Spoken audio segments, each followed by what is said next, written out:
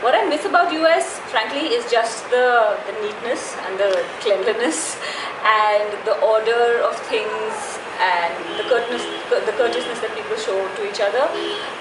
What I missed in the US about India was the chaos. So I know it's like, you know, you can't have best of both worlds, but yes, I did miss the chaos there, and also the Indian food. Not to say that there weren't enough good Indian restaurants there, but yes, there is just something about the food here that that doesn't match up. So I just finished reading the Shiva trilogy. Yes, and now with the baby, the only books I read are nursery rhymes and ABC and 1, 2, 3. And yes, so if you ask me what book I'm reading right now, it's the Reader's Digest, my first book set.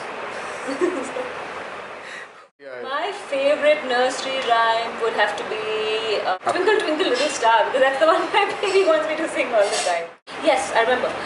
So when I just started working in the US, I was telling them that I belong to Rajasthan, and they'd heard of Rajasthan and they knew it was a very colourful state where they knew it was a desert state. So their question to me was, did you go to school on a camel, and did you still have to draw water out of wells?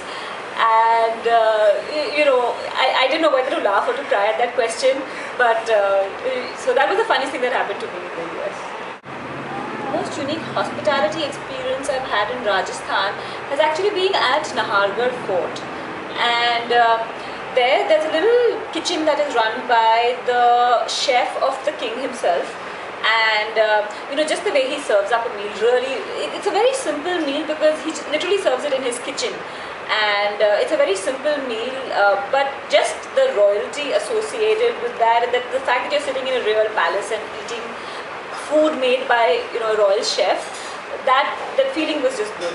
It feel very royal, yes, yes. I felt like, you know, I lived there. It felt very homely. Royal, yes. So basically, what sustainability consulting is that this is pertaining to architectural design.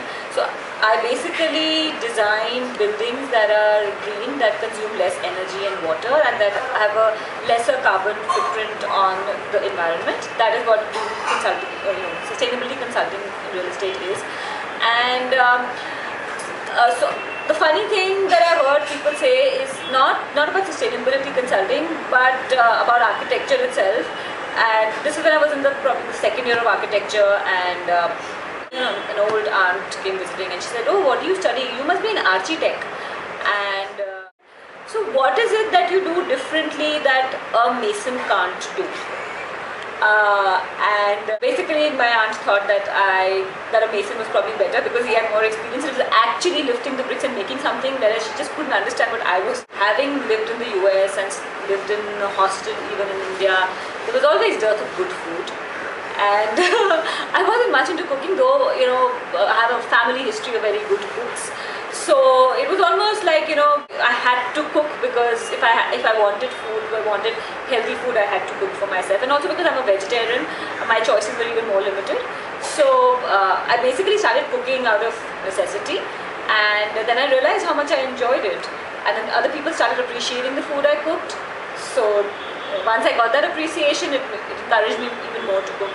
So that's how I really enjoy cooking. I am always looking to have parties, to have friends over so that I can cook for them. I want to host firstly because I love cooking and I don't get a chance to cook new things. Since my husband doesn't eat, and it's no fun cooking for yourself.